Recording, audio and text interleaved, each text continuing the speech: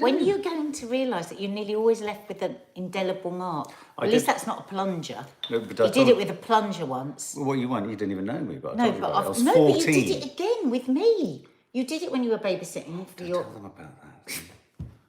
Okay. I stuck a plunger. You know the things that you put on high chairs that stick with suction and they waggle about? When my cousin was young, Jessica, I stuck it on my forehead and then didn't think to pull the lip up, and so pulled it so hard it gave me the biggest. You did one recently. It gave me the.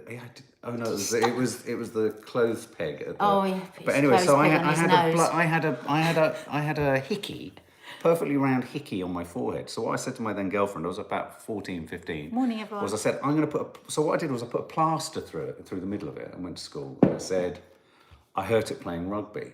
And all my friends said, all that it looked like was an underground sign. Because it was a circle with a rectangle going through it. And everyone kept saying, you just need to write the name of your station on the plaster. And it was an underground sign. I looked idiotic. It's my plunger on the forehead story. How are we all? How are we all? Good morning, everybody. Morning if this is your first time over here with us.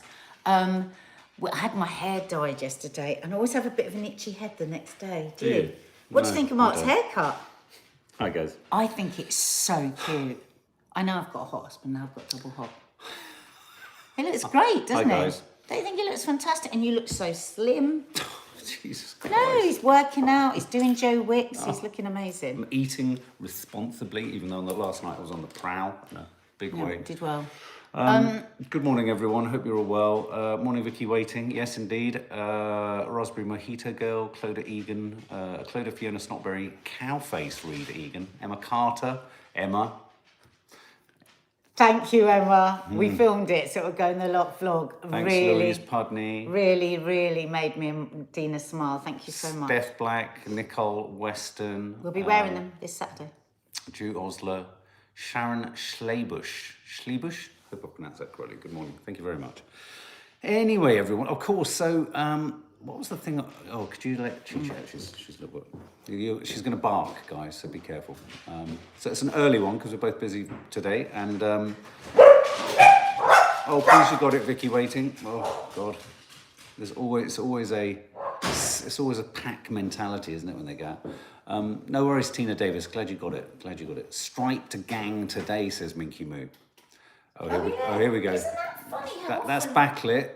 Isn't it funny how often we wear the same thing, Mark? Now we've got liver failure. Okay. Don't you think it's weird? Well, I never noticed that we'd both got I would never stripes. say that... Oh, yeah, I suppose so. Yeah, I don't know. They're so different, the stripes. I don't really see the equivalence. But hello. Right, so what were you saying? Jordan Stevenson, your card came. Great news. Regarding the cards, when we do a members live, 5 people, sometimes 6, get the chance to win a card by answering either, and this is in the members area, the paid for members area. This is either by answering a really complex question or simply saying me. And I was scrolling up and someone, usually Nanny Di, blithely going, But it's very funny because it really tickles us because Mark and I just can't believe how much you know about this channel. It's hilarious. It's remarkable. But we both signed them and we were saying the other day, bloody hell. I mean, because I never write, I can't write anymore. When I write, I'm like writing and then it'll go with... So I do apologise if anyone gets a card and it's just like a scrawl from me. Yeah. Do you find you get weird writing now? I find that I run at a word and then it starts to unravel badly. Discombobulate. Yeah, it becomes, and then it just becomes a series of wobbles and dots. Like my signature, really. Yeah. Janine Amory's cards are on a fridge. So that's one way to win a card. The other way to get a card, and it's a different card, is to be a member for 2 years, and then you pop your name on a link, and we send you a card. Michelle, 26th sober birthday. 26 years sober. 26 years, even if it's 26 days. Oh, is it 20? Well, whatever it is. 26 months. Somebody that I know at the moment is around 26, 27 days. Whatever it is, each day is just a golden day. And the riches that sobriety can bring you. Wow, so... We were talking about this the other day. Mark's 18 years now, and God, me and the girls always just like... I must admit, it did strike me the other night. I mean, sometimes I do think sometimes I should talk... I worry that we've banged on a lot about it, but at the same time, I know it can be helpful to people. Sometimes I feel a bit embarrassed that my strategies aren't more complex And so I sometimes worry that I would just keep repeating the same sort of thing. And I do sometimes think about stopping drinking, just going off on a sidebar for a minute. I did sit on the sofa the other night, and it only dawned on me. I wasn't looking for sort of adulation. I went, fucking hell, I haven't drunk for 18 years. It just dawned on me. 18 years. Yeah. So 26, bloody hell. And it's not about the amount of time for anyone struggling with drink. It really isn't. It's about, minute by minute, it's about now. And it just sometimes, 26 occasionally, years. you'll look up and you go, oh, now has become a lot of time. Michelle, how lovely for Mark, 26 years. He Michelle can aspire Hofstein, to you. Well congratulations. Well done. Well done. That's amazing news. Somebody just asked there saying, is it all right that I'm madly in love with Denise's son? I think a lot of people time are. for a rhyme personalised poetry, Kirsty Wilson. Oh, Kirsty, I lovely. think it's fine. I think millions are, to be honest. It's fine to have a crush at this age. Of course it is. Of course it is. Good for the blood. Yeah. Huge congratulations to Michelle, everyone sharing with you there. Neve says, my writing crashes at the end of the words because of my ADHD. My brain's 3 words in the gives future up. and my hand can't catch up. I had to It's use the a laptop in exams. That's interesting. It's yeah. the Ferrari brain with the bicycle brakes. Yeah.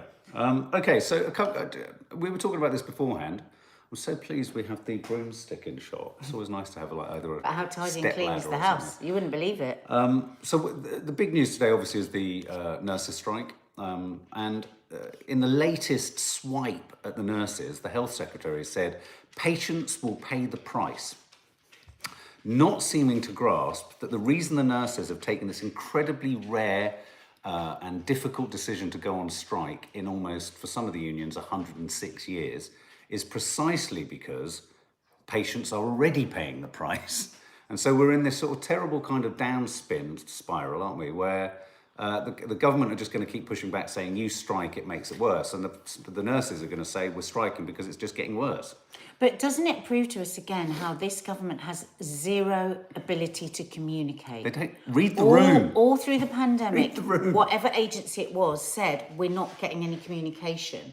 I mean, Nicola Sturgeon, lover or hater, went through one prime minister after another where she said they just don't communicate with us, and the same with Wales Well, the and Border Ireland. Force Control said they didn't once meet with Priti Patel, despite requesting meetings for about a year and a Well, half. I mean, quite extraordinary. gonna let you But talk. this really, really, really, and I know it will with so many of you, not only makes me very angry, it really upsets me. Because when you think about how Boris lapped up the attention of coming out onto number 10 Downing Street and clapping the NHS workers, knowing that they were letting them down every day, when every single person here will either have an immediate experience or a friend or a family member who is desperate for care from the NHS, whether that be operations, whether that be mental health, and the shortages are terrifying.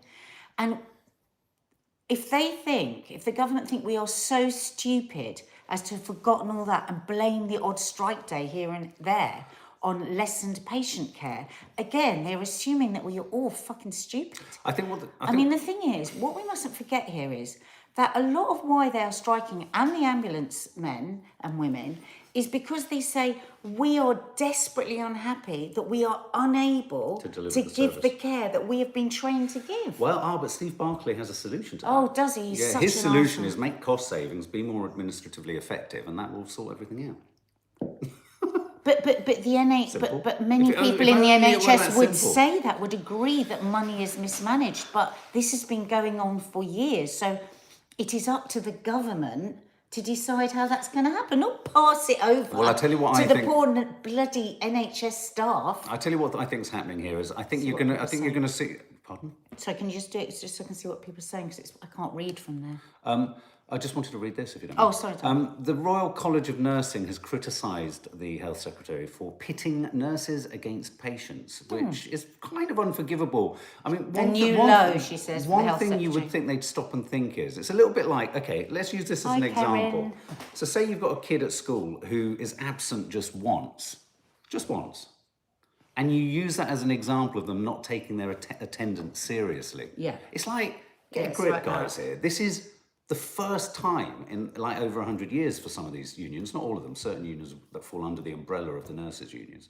So don't pretend this is about them throwing patients to the wall when they're face to face in a system, face up against a coal mine in a system where the welfare of patients they're watching erode and drain away day after day after day. So, but I tell you what, I think the bigger narrative is here. The Conservative Party are absolutely heading and desperately heading for the exit doors at the next election. They don't want the responsibility anymore, and what they're going to do in their last 18 months of governance is they're going to ensure that they hold true to conservative values so that they can keep appealing to their grassroots, so that even though they go out with all these strikes and everything, they can characterise the militant left, and they will just pass the problem on to Labour. And it will be a problem for Labour because Keir Starmer has jettisoned almost all Labour ideologies and refuses to actually sort of say, this is actually right that they're doing this or wrong that they're doing that. So I think there's a bigger scheme at work here. I think the government are wanting to keep pushing it back towards the unions, because of course unions associated with Labour, etc., etc., etc. So it just kind of, it's a self-fulfilling prophecy for the Conservatives, because the more strikes that happen, the more they can garner an anti-Labour sort of thing. So this adds fuel to their fire. That's why it's really important that we don't all get enraged. In the way that they're asking us to. What do we always say here? What are people? Why are people wanting us to be angry about this? Exactly. So I just wondered, has this worked for any of you? Do you, what you said this morning? Are you thinking, oh yeah, patient care? Do you the cost support of the this nurses' strike is the patient care. Well, no, this actually, what they're trying to make us think today is to be angry that their strike today is affecting patient care. Yeah. Where actually it's the woeful neglect of the system. It's too complicated a poll to put that. Yeah, I can't because of the. Do you agree with thing. Steve? Yeah. Do you support the nurses' strike? Will give us a sense. I can only say good things about nurses, says Elsa Pop. When my husband was in hospital for 4 days a few years back with high BP, they let me sleep at the side of him every night and even fed me. I mean, this is it. This is the important thing. It's a little bit like with the police force and these terrible stories. 2 cases of this most appalling rapist and the most appalling. The guy who's just killed himself, who had a dungeon of boys' pants and child porn. I mean, just awful. Another police officer. That's not all police officers, And like with the nursing, everyone sort of says, well, there's many people that have had bad experiences. Yeah, you have bad experiences with the in NHS too. But I think by and large, everyone would say that if you're in a caring profession, you're generally a caring person. But also, don't you think, we'll all have experienced this in our own working life, when you feel demeaned by your bosses, when you feel thrown under the bus by your bosses, that does not improve service. If people are at rock bottom now, they're struggling financially, they're stressed out, they're worn out, and then your boss comes out and throws you under the bus in front of everybody. Siobhan Jordan, been nursing for 30 years, despondent. There's just to give a sort of curious, because of course the teachers are striking on February the 1st, which is also a rail strike. So people are saying it's a national day of action, all that kind of stuff. Kiki said something really funny on the way home, because of course, kids are, rightly so, the cosh is down in case you're not at school enough, your attendance record. She said, so when they go on strike, how does their attendance record look? And are we allowed to go on strike? Students. I said, there is the National Union of Students. I support teachers' strike No, as I'm well. not talking about that, but it's interesting, isn't it? Even students are starting to think, well, what about if we walked out? Well, quite funny. Yeah. I totally support the teachers' strike. Teachers were striking. When I was at school, there was a teachers' strike day of striking almost every week. What incentive is there to become a nurse? It's so bloody short-sighted. We've got them leaving the profession, one after another, and we're not encouraging. Imagine if you're thinking of being a nurse and you see the way that they're being discussed by the government, and knowing that they're not going to be able to pay their bills, and many of them are going to food banks. What are we going to do? What are we going to do in another 5 years? What mess are we going to be in?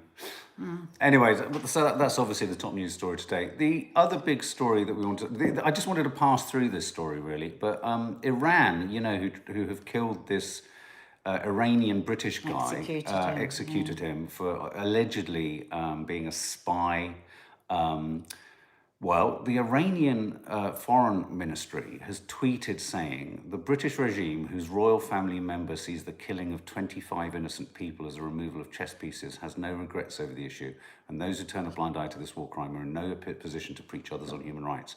I think the reason I think this is quite an important moment is this is a government, and the Iranian government, or top brass, using Harry's comment as a justification for their execution of a British Iranian national. And I think Disgusting. this is the thin end of it. Was disgusting. It was like when Boris went there and fucked it all up for Nazanin. Which part of it are you saying is disgusting? Well, all of it. Well, I mean, obviously Iran's disgusting for doing it, but I also think this is where people are getting worried about what Harry said. Yeah. Regardless of context. And I mean, they are terrorists, aren't they? The way they behave, the government, the reasons that they give for killing innocent people. I mean, this is going to go on and on. We're going to see this every week, aren't we? And now they're going to try and blame it on something that they're opportunists with it. They're opportunists. I'm not saying they're right. And obviously, this is a load of old rubbish. They're hooking onto it. But that's where he left himself vulnerable. He left things vulnerable, and no amount of him explaining the context has been taken out of context. This is where things can ignite. This is why I was saying it, wasn't I, the other week, that he felt like he left the worst institution, but he's gone into showbiz, and you don't have the protections that you do that he had in the palace that would have stopped him saying things like that, because you could trigger world events. It's very, very... I mean, I really don't think he said that maliciously. No, I think, again, we get down to his naivety and his belief that he really thinks he can change the world, and no one person can change the world. And again, but classic Iranian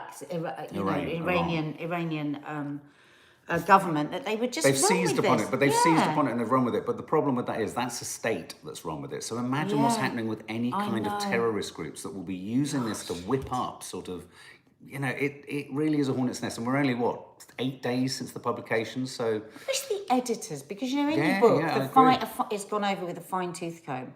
I wish there'd been someone somewhere responsible enough to say, this will put people's lives at risk.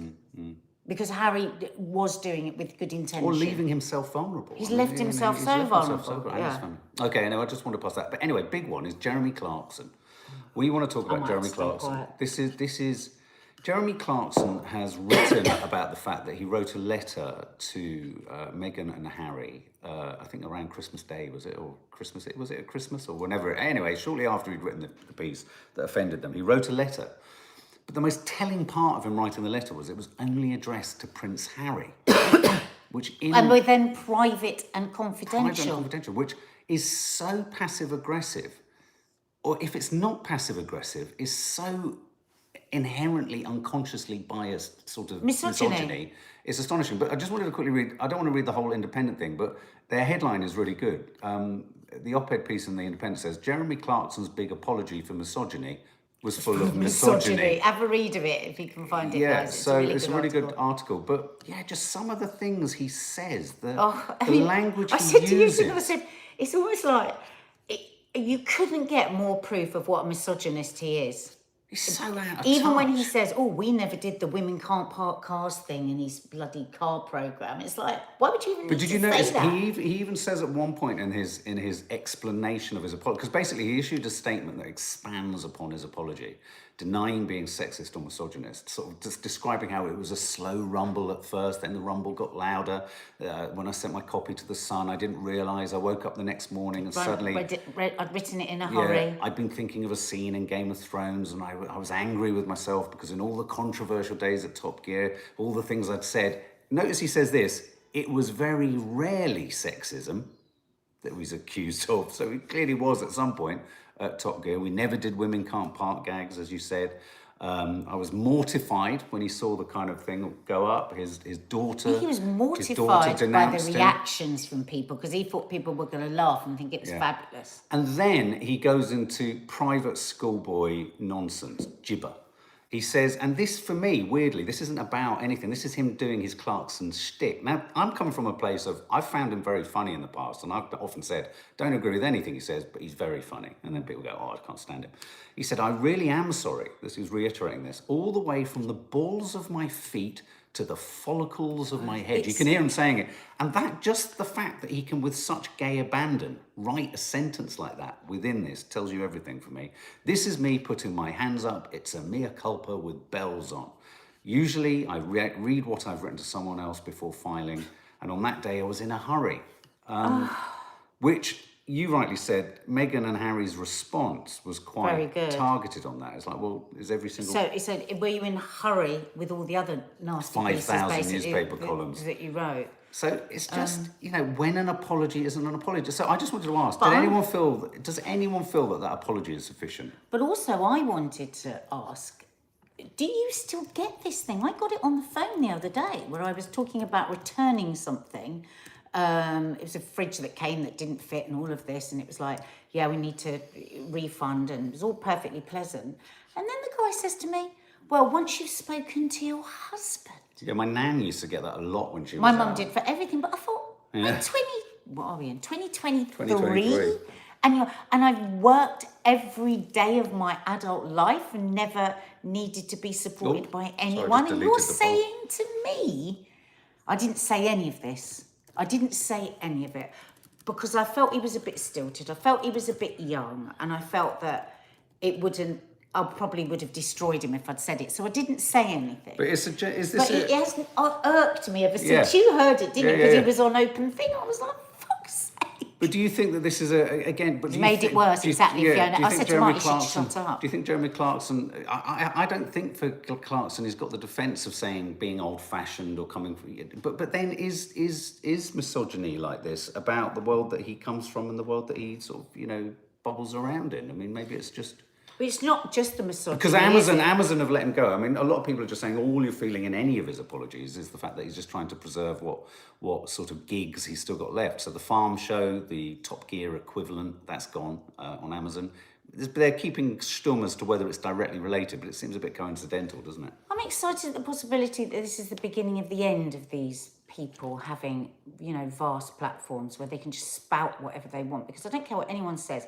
That column he wrote was inciting hate, clear as day. And for it to come so soon after the documentary, and that was exactly what... Now I've got all my issues with Meghan and Harry about, overdoing stuff.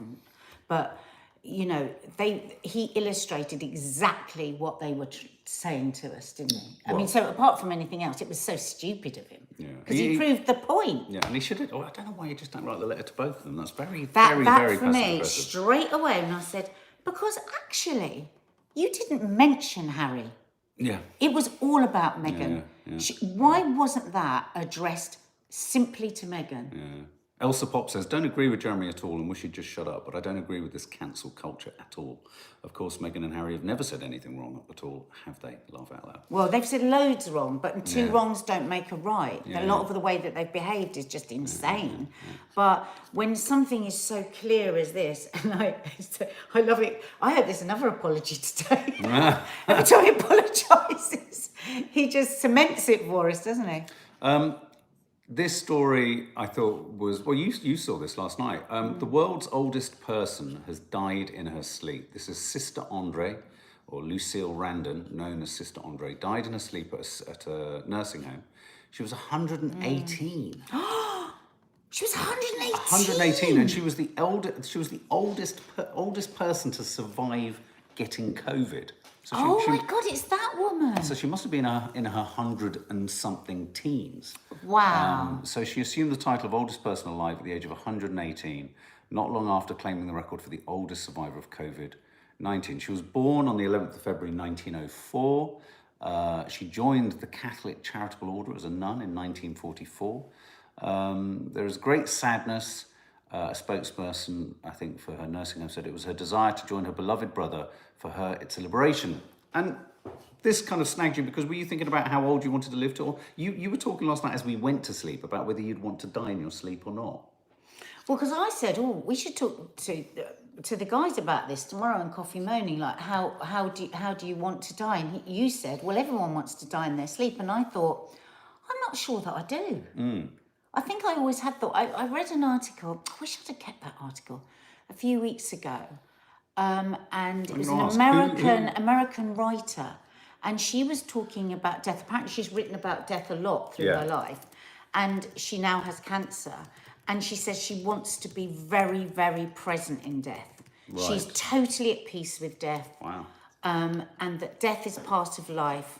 And she wants to be there. She wants to be with people. She wants to be present. She wants to feel the pain. She wants to feel the whatever it is. And I thought, oh my God, I've never thought of it like that. We all just assume, oh, the best way to die is to die in your sleep. I always think of who's sleeping next to you as a bit of a problem. Lee Durrant says, I'd rather die in my sleep. I'm not scared of dying at all. I'm scared of the way I will die. Zoe Agnew, I want to die peacefully. I think everyone does. Faith Goodman, I don't want to die in an accident because of the shock to my family. Christos, the idea is to die young as late as possible. Ashley Montague, what a great quote. I love that. Yeah. Maybu, depends how your health is. People in 80s are very different now compared to 30 years ago. Fiona Grockett, I want to die with my family around. I mean, I suppose my thinking around the idea of dying in your sleep is that I think the reason it has a sort of societal allure, and when we say it, don't we? When we say, oh, she died in her sleep, we sort of say it as if it's a kind of, as if it's a good thing. What? Miriam W, I have flatlined a few times. I'm not scared of death at all. It's quite peaceful. Okay, gosh. Oh. You're right. Oh my God. No, I was just thinking. Do you know I told you about that woman on Instagram, the nurse, who she works in a hospice, and she taught all her posts just about death. She's amazing. She's like an internet sensation. Right. I'll find her post where she talks about something that recently happened with one of her patients that died, and she now has no fear of death whatsoever. No. Yeah, I'll find it, and we'll save it for tomorrow. But what was I going to say? I do think the whole idea, isn't it? I think the reason people say it, don't they? They do say, oh, she died in her sleep, like it's a kind of, don't worry. She was peaceful, it was peaceful, and she left passed this away earth. peacefully. Yeah. Nurse Julie, that's it, Jules. And I do Julie on think Instagram. sometimes we, maybe people's slight unease with the idea of dying in your sleep is that you think you're going to wake up and find out the horror of it. But of course, I suppose you don't. I mean, I suppose it's that weird thing when people bluntly say, oh, well, I won't care, I'll be dead. You know, when people say that, I kind of, a small part of me wants to punch them. You know, when people, you say, oh, well, how are you going to feel? And people go, it won't bother me, I'll be dead. I thought, don't be such a smart ass. Stop being a smart ass. It won't bother me, I'll be dead. People say it so sort of like blithely, won't bother me, I'll be dead. Oh, sod off. We know that. Hospice Nurse Julie, that's the one. Have a look for it. It made me feel better as well. Would you most like to die in your sleep? 83% saying yes, 17% saying no. Does anyone else get that? Also, when people say, I don't know, I'll be dead. You know, in the past I've watched programmes about how these people that just, there's whole communities that routinely live to 100, don't they? Yes. And the hive existence, isn't it? But again? one of the things that just absolutely comes out from all these is tiny calories. It's just tiny amounts of food that they eat. Yeah, they're all very tiny, aren't they? Like really very, very slim. Tiny people. Yeah. Eat well, of course, and move and very, Do you think that's why the sort of war generation, my nan's generation, are so sort of physically stoic? Is because they had enforced rations and they couldn't eat shit. We all eat too much. We all eat way too much. That's what your sister says a lot, actually, doesn't she? She says it's about, we've lost the plot. We just need more, and the reason really good for you, you will feel fuller for longer. Yeah. I've always said, my friend Jim, who painted the big abstract around the corner, he was a sort of father figure to me. His mother, just before she died, sat up, bolt upright, after being in a sort of coma for 3 months, and said, now I understand. And Jim was like, it was this great sort of, East London Arsenal fan. Ma, what do you understand? She never told us. Me and my brother just sat at her bedside, just going, what the fuck does that mean? Oh, Emma, that just makes me so sad. Emma B, I've suffered sleep paralysis a lot over the years. I've had that once, and it was fucking horrific. Oh my God. So I am so sympathetic. My mum always told me it was me dying. Sorry? My mum used to scare me and say I was dying. Blimey. Well, you know that's not true, don't you, now? You do know that's not true. Sleep paralysis, Kendall Jenner, I think it is, has sleep paralysis every night. Does she? Have you ever had it? Proper. I don't know. Oh, it was the worst thing. And actually, I'd been really pissed the night before. And it made me really scared of getting that pissed again, actually. Katie Victoria Hopkins, agree, Mark. How can anyone be certain that once dead, our souls cease to care about anything? Nobody knows. I energy. You can't kill energy. But, I can think of a couple of people who sit at the dinner. I don't know. I'll be dead. I don't care. I'll be dead. Oh, son off! No, but Mark, what you must understand is that everybody has their own way of coping with things. I know. They probably care and probably just get very scared. No, but people get to a place where they go, I never think about it. Yeah, My mum always says that. She goes, I never think about it. I just never think about it. Why you never think about it's all right. It's almost like by saying, I don't mind, I'll be dead. It's like what they're saying is, you shouldn't mind either. You'll be dead. We need to move on because I want to know what this is before. Yeah, final story. Which one? The cake. Cake in an office? A crime? If you bring a cake into the office, it's as bad as passive smoking. A food regulator has warned. Well, now some people have said to me what do you in think the of past, this? like when they work in a big office or a big school, nanny state gone said mad. it's like every bloody week somebody's got a birthday and they'll bring in a pile of donuts. And you know what it's like? Well, if it's somebody's birthday, you feel really bad if you don't have a slice of cake. So I can sympathise. Can you? Yeah, I mean, I would never say, oh, God, don't bring in cake. It's lovely. I mean, I've got half a cheesecake in there that I'm thinking of taking with me to work today because I don't want anyone else here to eat it. So I'm just writing a whole... But I'm also thinking, well, I'll take that in. There might be people that are really struggling. They're wanting to, like, lose weight. And I walk in with a cheesecake. Yeah. And then they're going to feel obliged to eat it. Well, the party poop is Professor Susan Jebb. Professor Susan Jebb, chairwoman of the Food Standards Agency, claimed that the advertising of junk food is undermining people's free will and that bringing cake into the office is akin to passive smoking. She said, while it is a choice to eat sweets, people can help each other by providing a supportive environment. We all like to think we're rational, intelligent, educated people, some of us don't, who make informed choices the whole time, and we undervalue the impact of the environment. If nobody brought cakes into the office, I would not eat cakes in the day, but because people do bring cakes in, I eat them. God, this is very... Do you think this is Miss Jebb's stream of consciousness? Now, okay, I have made a choice, but people were making a choice. No, you know what? I completely understand why you're reading it like this and why you feel like this. But actually, as somebody who loves cake so much, and, you know, I could have just gone to the gym, I could have had my bloody green smoothie. Somebody comes in with a cake with a smile because it's a lovely thing to do, and I'm going to feel totally obliged to have that piece of cake. So however much, there's no way I'm going to say no, thank you. So do you think this is you think this is wrong to bring cake into an office? Because people I've spoken to that said it's really hard when you're in the office. I was talking to a friend of mine the other day and he said, it feels like every other day it's somebody's bloody birthday and they bring in a pile of donuts or cake and we always have to have it. Yeah, and various post-production houses on a Friday, they'll bring in lots of cakes and stuff like that. This was back in my unreformed days, but they'd also bring in alcohol and you'd just be like, oh yeah, brilliant, yippity-doo-dah. And you're right, I think if you're an alcoholic and if you have a major issue with food, it's a huge trigger. If you haven't got a major issue, like in the recording studios where you do voiceovers, they always have these massive baskets of sweets. And we'll get to the end of the day recording, and it doesn't matter who it is, but somebody might be struggling with their weight, somebody. Everyone gets to the end of the day and goes, oh God, I can't believe how many sweets I ate. I really didn't want them. You know, so... Zoe, for fuck's sake, just don't eat it. My worry is it's a bit nanny state, but I suppose again... I mean, I would not say nobody bringing cake, but I do have more understanding of it than... Neve says you still choose to eat it. Now, someone just mentioned, we're going to go now, but someone did mention, what about Gary Lineker and the sounds of sex happening in the background? Oh, God. I think someone's discovered that a mobile phone was a mobile taped phone to a wall behind set. I was just listening to Radio 4 and they had Dom Joly on. Right. God, it made me yearn for Dom Joly. Do you remember that? What was his He was program? talking about... I'm on a train! Yeah, what was it called? But he was saying it was a good gag. It was a good gag. Yeah, but is it... I think it's funny. Are people outraged? No, it's hilarious. Yeah, it is funny. Yeah, so good. All right, guys. I haven't seen it. I've only heard about it. I've got to go and look at it. He only heard about it. He didn't see it.